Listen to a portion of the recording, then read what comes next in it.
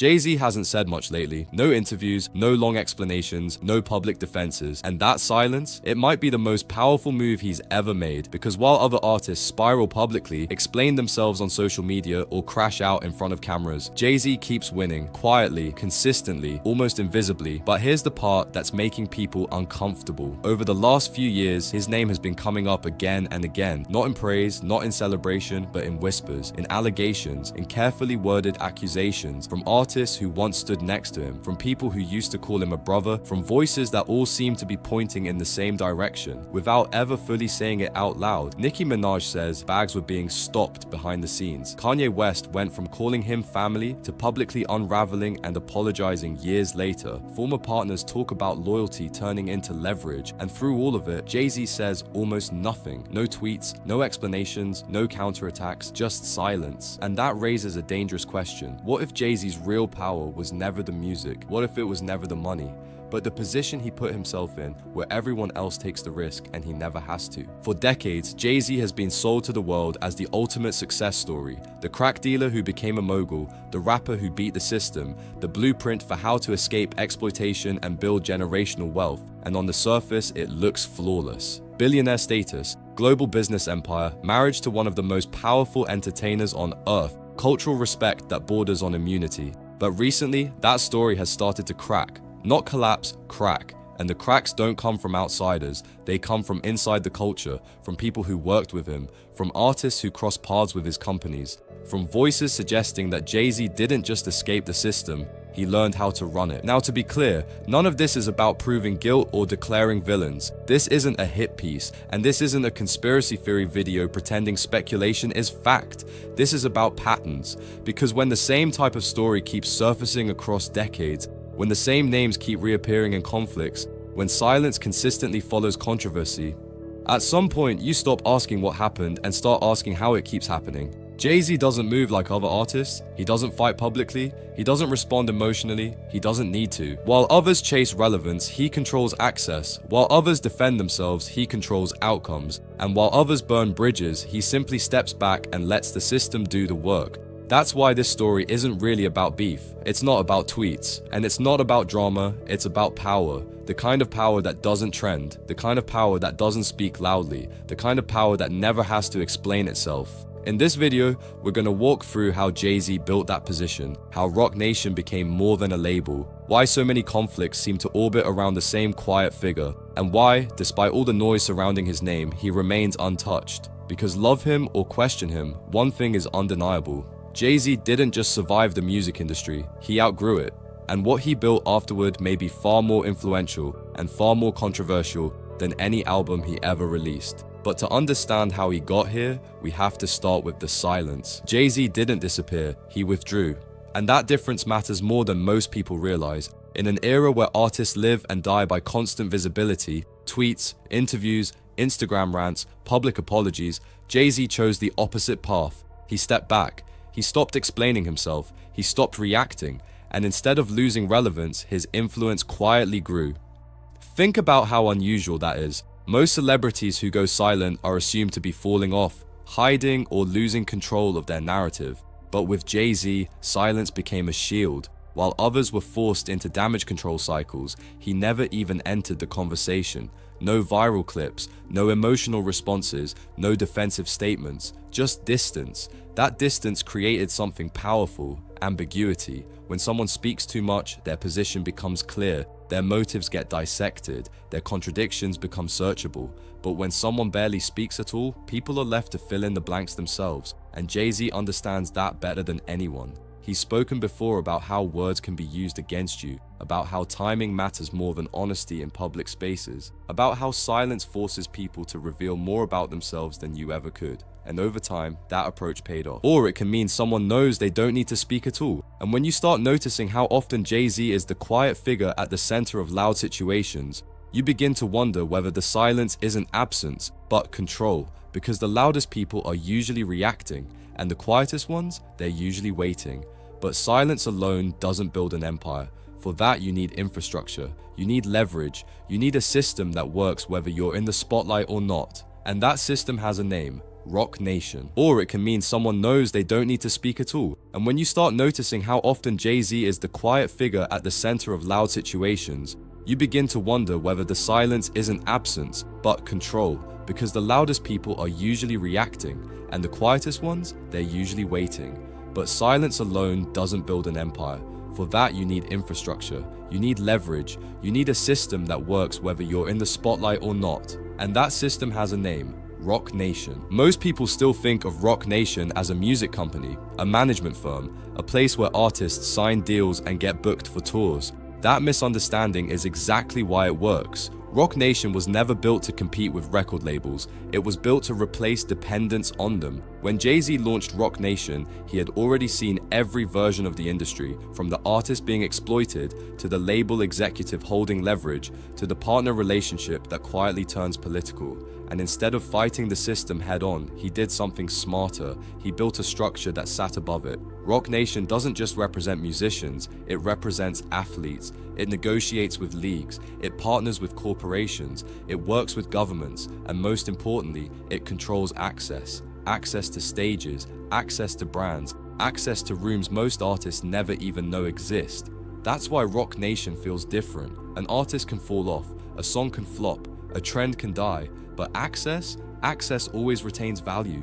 This is where Jay-Z separated himself from every other rapper turned businessman. Instead of betting everything on hits, he built a network. Instead of chasing cultural moments, he positioned himself inside institutions. Instead of staying loud, he went corporate, without ever losing credibility. And that balance is rare. Rock Nation's influence stretches far beyond music charts. Sports representation alone put the company in constant negotiation with billion-dollar organizations.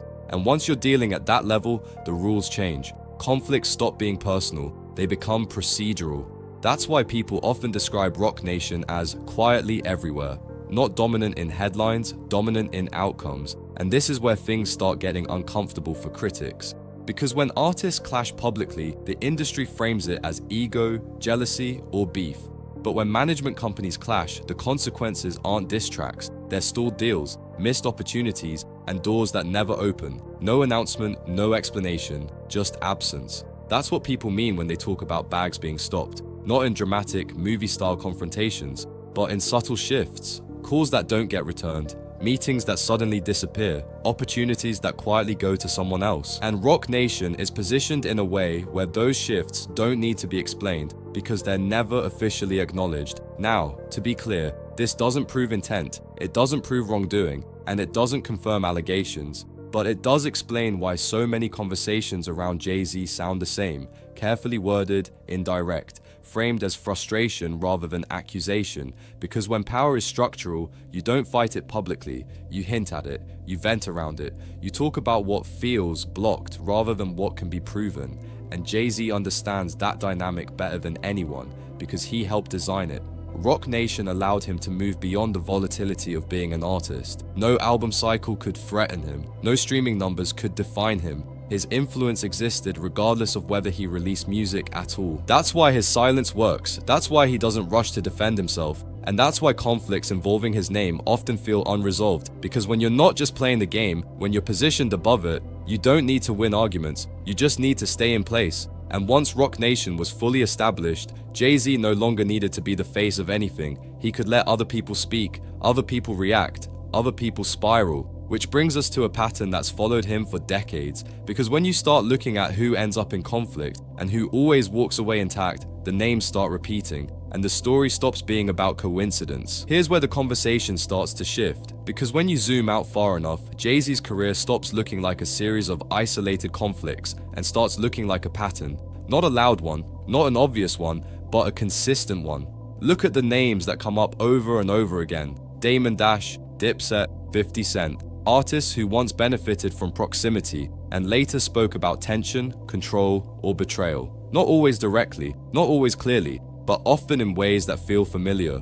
The details change, the tone changes, the timing changes, but the ending rarely does. Jay-Z moves on, the system keeps working, and the people who clash with him are left explaining what happened. That doesn't mean Jay-Z is always wrong, and it doesn't mean everyone else is always right, but it does raise a difficult question. Why does the fallout almost never touch him? In most industries, repeated conflicts around the same figure eventually damage their reputation, but in Jay-Z's case, the opposite happened. Each split, each breakup, each quiet feud seemed to push him higher up the ladder, and that's where critics start pointing to leverage. Because Jay-Z didn't just grow artistically, he grew structurally. As his role shifted from performer to executive, conflicts stopped being emotional disputes and started becoming power imbalances. When artists clashed with him early on, it was framed as ego versus ego. When partners clashed with him later, it was framed as business disagreements. And when those relationships ended, Jay-Z always left with something intact: ownership, access, or position. That consistency is what makes people uneasy, especially when you hear similar language from different people across different eras. Words like control, words like loyalty, words like moves made behind the scenes, rarely accusations, more often frustrations. And frustration is harder to dismiss because it doesn't need proof to exist. What makes this pattern even harder to ignore is how Jay-Z responds to it, or rather, how he doesn't. No public arguments, no long explanations, no attempts to rewrite the narrative. He lets other people talk. And when someone talks too much, especially in emotional moments, the industry has a way of labeling them unstable, bitter, or difficult. That framing often sticks, regardless of what actually happened. Jay-Z doesn't need to say anything for that to happen. The system does it for him. That's why many of these stories fade without resolution. Not because the issues disappear, but because attention moves on before clarity arrives, and over time, the narrative resets. Jay-Z remains the professional, the businessman, the untouchable figure, while the people around the conflict carry the weight of being seen as the problem. Again, this doesn't prove intent, it doesn't prove manipulation, but it does show something important. When power is uneven, perception matters more than truth. And Jay-Z positioned himself in a way where perception almost always favors him, which brings us to one of the most uncomfortable relationships in his entire career. Not because it ended badly, but because of how publicly it unraveled. Kanye West. For years, Jay-Z and Kanye West were presented as family. Not just collaborators, not just label mates, family. Their partnership felt symbolic. The street hustler turned mogul standing next to the producer turned visionary. Watch the Throne wasn't just an album, it was a statement. 2 generations, 2 mindsets, 1 empire, and then it stopped. No official breakup, no press conference, no clean explanation, just distance. At first it was subtle, missed appearances, fewer collaborations, public moments that felt colder than before. And when people asked questions, Jay-Z stayed quiet. Kanye didn't. Over time, Kanye began speaking openly, sometimes emotionally, sometimes erratically, about feeling abandoned, about loyalty not being returned, about support disappearing when he needed it most. And once again, Jay-Z said nothing. That contrast mattered, because in the public eye, silence reads as control, while emotion reads as instability. The more Kanye spoke, the more the narrative shifted away from what he was saying, and toward how he was saying it. Then things escalated, personal lines were crossed, family was mentioned, and eventually, Kanye crossed a line that shocked even longtime supporters, bringing Jay-Z's children into his public rants. That moment changed everything. Public backlash followed immediately, industry figures distanced themselves, and suddenly, Kanye was isolated in a way he never had been before. Years later, something unexpected happened. Kanye expressed regret. He spoke about guilt, about dreams where he was apologizing, about realizing too late what had been damaged. And again, Jay-Z didn't respond publicly. No acceptance, no rejection, just silence. That silence sent a message without saying a word, because Kanye's story became one of public collapse, while Jay-Z's remained untouched. Not vindicated, not defended, just untouched. And that's what made this relationship different from the others. This wasn't a business dispute, this wasn't a label issue, this was personal, yet the outcome followed the same pattern. One person unraveled in public, the other stayed still. And in an industry that rewards stability above all else, that difference is everything. To some, Jay-Z looked disciplined. To others, detached. To critics, calculating. But regardless of interpretation, the result was the same. Kanye lost allies, partnerships, and credibility. Jay-Z lost nothing. And that's why people still talk about this fallout, not because of how it ended, but because of who it affected. Because when a relationship this close collapses so unevenly, it forces a difficult question. Was Jay-Z protecting himself? Or was he positioned in a way where protection was never necessary?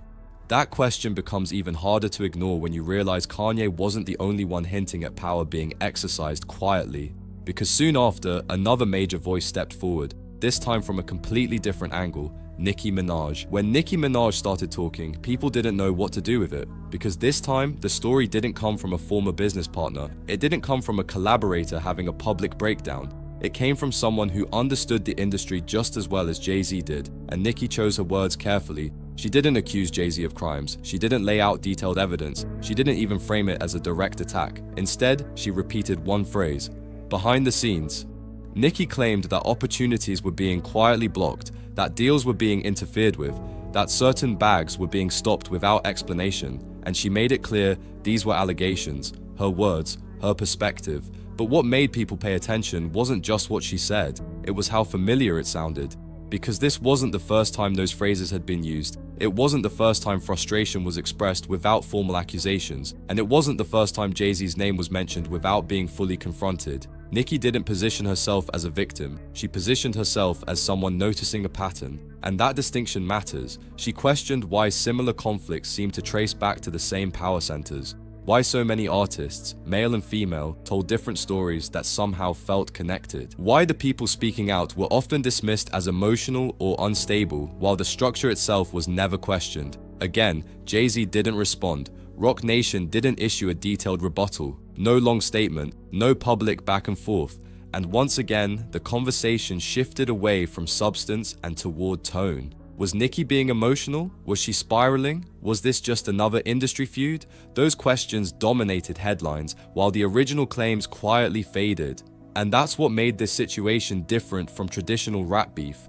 There were no diss tracks, no competitive back and forth, no clear winner, just implication. Nicki's allegations lived in a space that's hard to prove and even harder to disprove. And in an industry built on relationships rather than transparency, that gray area is where real power often exists. To supporters of Jay-Z, this was just noise, another artist venting frustration. To critics, it sounded like confirmation of something they'd suspected for years. And to everyone watching closely, it reinforced one truth: when power operates quietly, it rarely leaves fingerprints. And that's why these stories never fully go away. They don't explode, they don't collapse careers overnight. They linger. And while these allegations remain unproven, their existence adds pressure to a narrative that once felt untouchable. Because when people from different eras, different genres, and different positions all point toward the same invisible force, even without evidence, it creates discomfort. Not because the claims are confirmed, but because they feel plausible. And that discomfort only grows when you realize Jay-Z no longer needs music at all. Because by the time these conversations surfaced, his power had already moved somewhere else entirely, into ownership, into capital, into systems that don't require applause. At some point, Jay-Z stopped chasing relevance because relevance stopped being useful to him. For most artists, music is survival. For Jay-Z, music became optional. That shift changed everything. By the time his name started appearing in controversies again, Jay-Z's income was no longer tied to album sales, streaming numbers, or touring schedules. His power didn't rise or fall with public opinion. It was locked into ownership, liquor brands, equity deals, streaming platforms, entertainment infrastructure. These weren't side hustles, they were exit routes. And once you build exit routes, the rules change. When an artist depends on attention, controversy is dangerous. When a mogul depends on systems, controversy is background noise. Jay-Z understood something early that many artists learn too late. The loudest people are replaceable, the quiet owners are not. Ownership doesn't trend, it doesn't need defending, and it doesn't require explanations. That's why Jay-Z doesn't rush to protect his image anymore. His image isn't the product, his position is. If an album underperforms, it doesn't matter. If a headline circulates, it doesn't affect his leverage. If public opinion shifts, the deals stay intact. That insulation is intentional, and it explains why so many disputes around him feel asymmetrical. Artists speak because their visibility is their currency. Jay-Z stays silent because visibility no longer pays him. And once you reach that level, silence becomes more than a tactic. It becomes a filter. People who rely on attention burn out quickly. People who rely on infrastructure don't. This is also why Jay-Z's name keeps appearing at the center of so many systems, without him being visibly present. He doesn't need to sit at the table publicly. He helped design the table. That's the part many fans struggle with, because hip-hop celebrates voice, expression, and defiance. But Jay-Z's evolution represents something less romantic and far more effective: control without performance. And when someone reaches that stage, criticism stops being threatening. It becomes irrelevant. But here's the twist. The more Jay-Z removed himself from the spotlight, the more people started questioning what was left behind. Because while ownership protects you from consequences, it also distances you from accountability. And when the image cracks, even slightly, there's no music to distract from the questions. Which leads to the final tension surrounding Jay-Z today. Not about what he did, but about what he represents now. Because when an artist becomes bigger than the culture that made him, people eventually start asking whether he still belongs to it. And that question is where the story starts to turn. For a long time, Jay-Z's image felt untouchable. He wasn't just respected, he was protected by the story people wanted to believe, the man who beat the odds, the proof that hip-hop could produce billionaires, the example held up whenever the industry wanted to talk about progress. But in recent years, that image has started to shift. Not collapse, not explode, just crack. And cracks don't need scandals to form. They form when the distance between who someone was and what they represent becomes too wide to ignore. Jay-Z built his legacy on speaking for the streets, on understanding struggle, on positioning himself as someone who came from nothing and never forgot it. But today, he exists far above the culture he once narrated. Boardrooms instead of blocks, institutions instead of movements, silence instead of voice. And for some fans, that evolution feels like growth.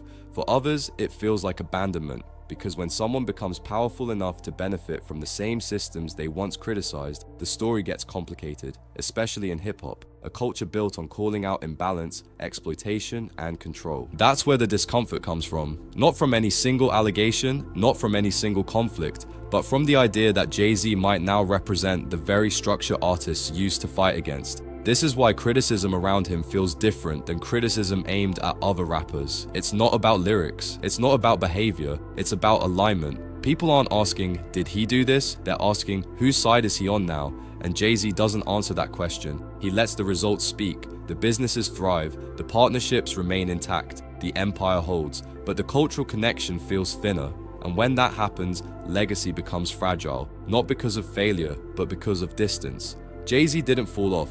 He didn't get exposed, he didn't lose control. He simply evolved past the point where everyone could follow, and when a figure grows that large, the conversation inevitably changes. It stops being about admiration and starts being about responsibility, because power without visibility invites speculation, and silence, no matter how strategic, leaves room for doubt. Which brings us to the final question. Not about whether Jay-Z is a villain, not about whether the allegations are true, but about whether absolute control, even when earned, eventually costs something no amount of money can replace: credibility, connection, trust. And that's where the story doesn't end with answers. It ends with reflection. Jay-Z may never respond to any of this. He may never sit down for a long interview and explain his decisions. He may never address the rumors, the frustrations, or the people who feel left behind, and he may never need to. Because the truth is, real power rarely explains itself. Jay-Z didn't survive the music industry by being louder than everyone else. He survived by outgrowing the parts of it that destroy people, by moving into spaces where public opinion doesn't dictate outcomes, where silence isn't weakness, it's insulation. That doesn't automatically make him wrong, and it doesn't automatically make his critics right, but it does complicate the story, because when success becomes this complete, when protection becomes this total, when accountability feels this distant, people stop asking whether you earned it and start asking what it cost. Not financially, not strategically, but culturally. Jay-Z's legacy will always include brilliance, vision, discipline, and a blueprint that changed hip-hop forever. But it may also include something harder to define: the moment when an artist stopped being a voice inside the culture and became a structure above it. And maybe that's the real reason these conversations won't disappear. Not because they're proven, not because they're explosive, but because they reflect a larger fear. That power, once concentrated enough, no longer needs permission and no longer needs connection. Jay-Z didn't fall, he didn't crash, he didn't get exposed. He simply reached a place where questions don't affect the outcome anymore. And whether that represents evolution or loss depends entirely on where you're standing, because from the top, silence looks like control, but from below, silence looks like distance. And that's the part no empire can fully protect itself from.